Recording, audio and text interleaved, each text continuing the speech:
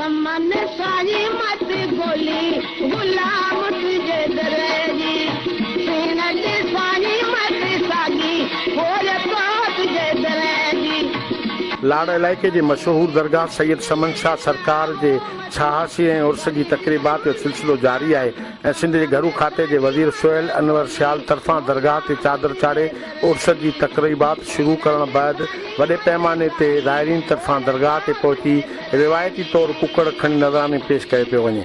उर्स जी तक़रीबात में वॾी तइदाद में ज़ाइरीन लाइ मिठाइयुनि मकाई जे फुलनि ऐं ख़ुश्क मेवनि जा दुकान खोलण समेत थधियुनि मशरूबातनि जा स्टॉल पिण लॻाया विया आहिनि। उर्स जी तक़रीबात में बदीन सांगड़ समेत सिंध जे ॿियनि शहरनि मां ज़ाइरीन जी वॾी तइदाद न सिर्फ़ु ओताकूं लॻाए पहुतल आहे पर घोड़नि दौड़ाइण जा शौक़ीन घोड़नि जी दौड़ जे मुक़ाबले में हिसो वठण लाइ पंहिंजा घोड़ा पिण काए आया आहिनि, जिते वॾे पैमाने ते घोड़नि जी रेस जा मुक़ाबला थी रहिया आहिनि।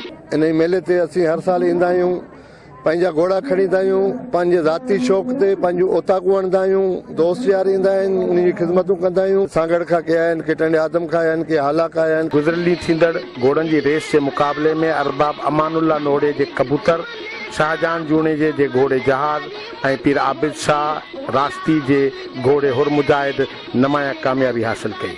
उर्स जी तक़रीबात में सिंध जी रिवायती रांदि मलाखड़े जा पिण वॾा मुक़ाबला कराइण जो एतमाम कयो वियो आहे, जंहिंमें पहिरीं जोड़ जे मल पहलवान जान मोहम्मद बुक्टी ऐं कुर्बान होतेपोट ॿई मलूं मारे कामयाबी हासिल कई। उर्स जी तक़रीबात में ज़ाइरीन जे ज़ौक़ लाइ वॾे पैमाने ते मशहूर रेडियो ऐं टीवी जे मशहूर अदाकार ऐं गुलूकार थिएटर ऐं म्यूज़िकल प्रोग्राम पिण करे रहिया आहिनि, जिते ज़ाइरीन खे मुफ़्त तफ़रीह फ़राहम कई पई वञे। मुंहिंजा यार मिठा मुखां थी न परे हो, मुंहिंजा यार मिठा मुखां थी न परे, मुंहिंजी तोखां सिवा घड़ी कान सरे हो, मुंहिंजा यार मिठा। सिंध में थींदड़ अहिड़नि मेलनि सालियाना उर्स जी तक़रीबात जे एतमाम सां न सिर्फ़ु ॿाराड़ी वारनि इलाइक़नि जे माण्हुनि खे तफ़रीही सरगर्मियूं मैसर थियनि थियूं पर वापार ज़रिए माण्हुनि खे पंहिंजो रोज़गार पिण मिले थो।